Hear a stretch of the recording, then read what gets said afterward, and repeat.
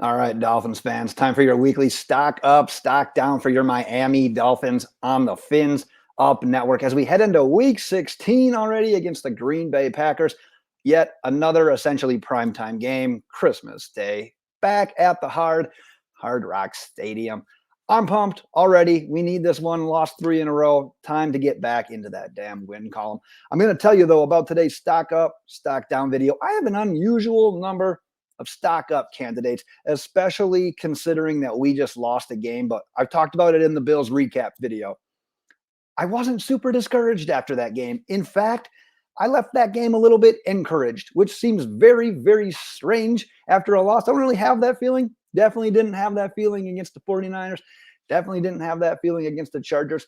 Left that game on the road against one of the best teams in the league in not the best weather elements, and we had a very legit chance of winning that game. So I took a lot of good from that game, and it's going to show in today's stock up and stock down. And one quick thing to note, I'm going to keep today's stock up, stock down very player focused. I'm going to omit the obvious, which was the lack of run calls, because it's a huge stock down on that. We all wanted more run calls. But before I jump into my stock up, stock down candidates, got to hear from you. Drop your candidates in the comments. I want to hear from you as well. And I talked a little bit about that run games. Player focus. Let's start with the stock up. Let's start with the guy that got the bulk of those carries and got the job done, because that was Raheem Mostert. Dude was getting it done on the ground. The 2 games leading up to that game with the Bills, 18 carries, 67 yards, no touchdowns. That's 3.7 yards per carry. But here's the deal. I don't really think that's on Mostert. That's not on him. He never got the chance really to get going.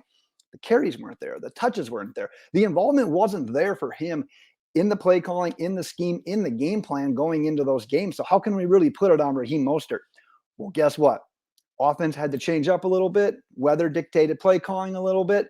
And Raheem Mostert shined. 17 carries, 136 yards. That's 8 yards per carry. And I talk about 17 carries. That's a good amount for a Dolphins running back, as all things considered this year. I don't think any of us would have complained if that had been 21 to 23 carries. We all would have been cool with that. Promise I won't say anything more about the play calling right now.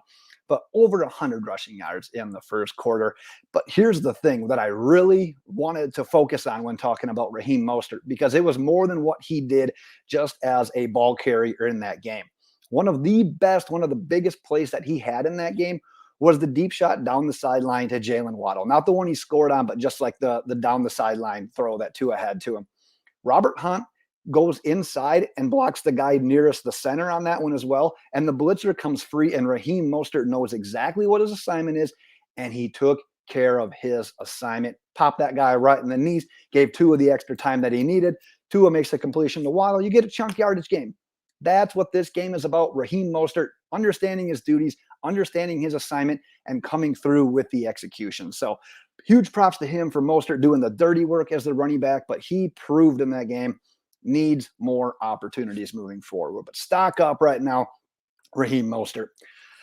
I got to stock down into Trent Sherfield, and this one, to you guys, it probably feels like a reach, because it feels like a little bit of a reach to me, but hear me out on this one, because I've talked about with Trent Sherfield in the past. When I've given him a stock up in the past, I said, you know what? He's essentially operating as this team's third wide receiver. He's not getting a ton of opportunities because a bulk of the targets, they go to Waddle, they go to Hill. Sherfield's he's playing third fiddle at this point in time. But when he was getting his opportunities, he was dominating. He was making the most of them. So when you don't dominate and when you don't make the most of your opportunities, when you're getting such a limited amount, it's sort of noticeable. And I think you know exactly where I'm going. The drop touchdown he had on that, I believe it was the second possession after that Mostert long run that set him up down there. Tua threw that ball perfectly. I've read some things about people thinking that ball was a little bit low, but I thought the announcers hit that nail on the head. If you throw that ball higher and it gets popped up in the air, you're asking for an interception. If you throw that ball any higher, you're asking him to get schmucked and have it come out. Tua spotted it perfectly down low, let Sherfield go down and get it. Just happened to not catch it. So that's on him. And the only other small thing for Sherfield, and I haven't watched this one back a ton of times yet, But towards the end of the game, when we threw that screen pass to Tyreek Hill, basically our last offensive possession, it looks like Sherfield kind of failed on his blocking assignment, being able to get in front of that defender and hit him as Tyreek could have gotten that ball and scooted forward to try to make it like a more third and manageable. We ended up throwing a third down incompletion to Jaylen Waddle. Drive stalled. We punt. Bills take over. The rest is history. So Trent Sherfield did some great things in run blocking. I don't want to take that away. But like I said, when you have limited opportunities to make plays and you don't make them, you end up getting noticed a little bit. So we got to treat it all fair. So I got to go stock down Trent Sherfield. Let's bring things back up with Zach Sieler. Silent Assassin? Can we think of a better nickname than that for him? It's perfect because this dude gets his job done week in and week out, and a lot of times it goes unnoticed. I mean, Christian Wilkins is the one that's dominating the headlines. I get it. It's hard to stand out playing this essentially the same position as Wilkins when he is like this. He's the life of the party. He's the loud guy. He's the one that's making it happen. But Sieler is getting it done as well. In that game against the Bills, 5 tackles, a sack, and 2 tackles for a loss. And those tackles for a loss were unbelievable. Not only was his jump off the snap of the line of scrimmage incredible, but he was blowing dudes up. He was getting in the backfield and getting those tackles. Over the last 3 games he's played, 1.5 sacks and credited with 5 run stops. And this dude, we talk about him being one of the most underrated Dolphins, one of the most underrated players in the NFL. He's flying under the radar, but he's doing it again at a high level this year. And honestly, like to the casual fan, to even like a casual Dolphins fan, it's like, this guy's all right. Like, who is this guy? He is not the household name. Christian Wilkins is becoming that household name. But man, between Wilkins and Sieler, this team, this defensive line has been strong against opposing running backs. And we're going to need that because, like I said, playing the Packers right here, the 1-2 punch, Aaron Jones, A.J. Dillon, going to need to have those reinforcements up the middle. And these two have just been getting it done. So I feel very, very confident in them going into this game. Let's talk a little bit about Jaylen Waddle. It's been a little while since we've been able to talk to the old Penguin. Only had 3 catches in that game, but let's just say he made the most of those catches, 114 yards and a touchdown. Now look at those 3 catches because I thought each of them was impressive for its own reason. His first catch was the RPO over the middle of the field, and Tre'Davious White, the Bills' best cornerback, one of the best cornerbacks in the league, was the man in coverage. Now, this was great by Jaylen to be able to know exactly when to break, to be on the same page as Tua. I will say it was a more impressive play by Tua, though, because the left side of the line sort of collapsed on him, and he had to make that throw right in the defender's face. But that's impressive against Tre'Davious White. You got to give it up to Waddle for that. But then his second catch, obviously the touchdown pass on the deep crosser. Have you seen some acceleration like that? Dude was just hammering the acceleration button as soon as he caught that. He gave one glance and he just caught it, and the safety had the angle. If you watch the all-22 version of that, he's dead to rights. The safety should have got him. Sometimes there's no angles for guys. Jaylen Waddle is an angle killer. He literally housed that. Like the separation that he had from those guys is unmatched. This guy is a freak of nature. We got to find the way to get him the ball even more often. And then that third catch, that's that one I said where Mostert had that block. But to be able to beat Tre'Davious White once again, basically just like on like a stutter and go, I think is all really it was. But it was a touch underthrown. Tua kind of let a little bit up. I think he thought that safety was coming over the top. For Waddle to be able to see the ball, adjust in the air, catch that ball over Tre'Davious White. Great play, made the most of his 3 catches. We needed a bounce back from him, and we got it because the 2 weeks before that, Jaylen Waddle had 3 catches for 40 yards.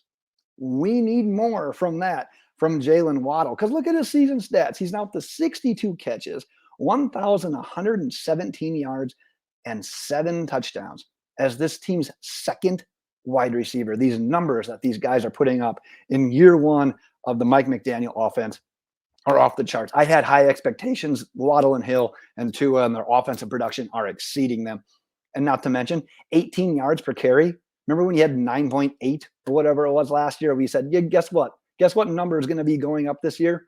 Jaylen Waddle's yards per catch, and now he's essentially doubling it at this point in time. Let's do a stock down here real quick, and these ones have to be paired together. Braylon Sanders and Erik Ezukanma. And Braylon Sanders' issues are sort of highlighted because of Erik Ezukanma's issue. If Erik Ezukanma continues to be this game day inactive, someone's getting called up. So that someone was Braylon Sanders. He ended up having the spotlight on him, and he didn't get to really make the play that could have busted this game open. And I kind of thought about it too. It's like, it seems like Erik Ezukanma, he's a game day healthy scratch every single week. You might as well just have Braylon Sanders on the spot. But when you're on the practice squad, other teams can poach you. And if you put a 4th-round draft pick on the practice squad, Erik Ezukanma is going to get poached by someone. Braylon Sanders, as an undrafted free agent, and when he's been called up, hasn't really produced like crazy. We're really not in the threat of him being poached by anyone at this point in time. But I think you know where I'm going with Braylon Sanders. He's on the field. He gets a deep shot called to his number in his direction. And what happened? He sort of panicked. I think he truly just panicked on this play. And I'm going to give Mike McDaniel some credit here, because usually when like Tyreek or Waddle or both are off the field, it's more of a, hey, Miami's going to be running this ball. Well, when Braylon Sanders is on there, they're obviously thinking run first. But it's a nice time to take a shot play to Braylon Sanders, because he was able to get behind the defense. Defense really didn't see that coming. And rather than just continuing to run, Tua put that ball on the money. He could have caught that ball in stride. And there's a chance that that one defender, I think it was the last safety, could have potentially got him. But one way or another, he's either scoring or you're getting a chunk yardage play. For some reason, he kind of panicked, decided to try to make like contact with the defender, almost to draw a penalty, and then go up and get it. But the contact that he created damn near should have gotten an offensive pass interference call, ended up throwing off the timing, didn't even get the completion. So I think he just got a little bit excited. But at the end of the day, these are balls that should be being thrown to Erik Ezukanma. We drafted him in the 4th round for a reason, and we can't even trust him right now to be active on game days. And it's coming down to the whole, well, it's the mental side of things. He's not quite ready to be able to play every single wide receiver position. Well, man, we're through 15 weeks. This is a redshirt season at this point in time. So I don't know what really we're waiting for, but at the end of the day, when these guys are getting called up from the practice squad and shots are being taken, you really wish it would have been your 4th-round guy rather than your undrafted free agent. So they kind of go hand in hand for this particular stock down. And Dolphins fans, I'm doubling down, because I'm going to end a video talking about special teams for the 2nd straight video. Because, man, Jason Sanders, he went through a rough stretch early, middle of the season. I don't know if you've been counting at home, but he's made his last 10 field goals, including 3 from 40-plus yards and 1 from 50-plus yards, because it was ugly there for a while. We were getting a lot of questions. Are you going to be able to is he going to miss a kick that's going to cost you a game? Or are you going to get to a point in the game where it's like, field goal for the win? Or do we just go for it and try to get closer? We don't trust Jason Sanders. We're not going to put him on the field. It was like that. It felt very, very sketchy for a while. But it appears that Jason Sanders is he said in the press availability that it was more of a technical, it didn't have the yips. He didn't think it was a mental thing. He thought it was something that he noticed kind of in the technicalities of his motion, of his approach and everything. Well, he must have got it fixed, because I don't want, knock on wood, hopefully I'm not jinxing him here at this point by saying he made 10 field goals in a row, but the confidence appears to be back. I'm regaining my confidence for whatever that is worth. But putting a bow on this one, kicking in Buffalo is not the easiest thing either. So not only was he making his kicks, but kicking in that element, that's got to be a nice boost to the confidence as well. So there you have it, Dolphins fans. I double dipped. Special teams talk to end 2 videos in a row, but I do want to hear from you. Drop your stock up, stock down candidates in the comments, and let's take it from there. I will be back next video. Top keys to victory against those Green Bay Packers on Christmas Day. But until that time, Dolphins fans, fins up.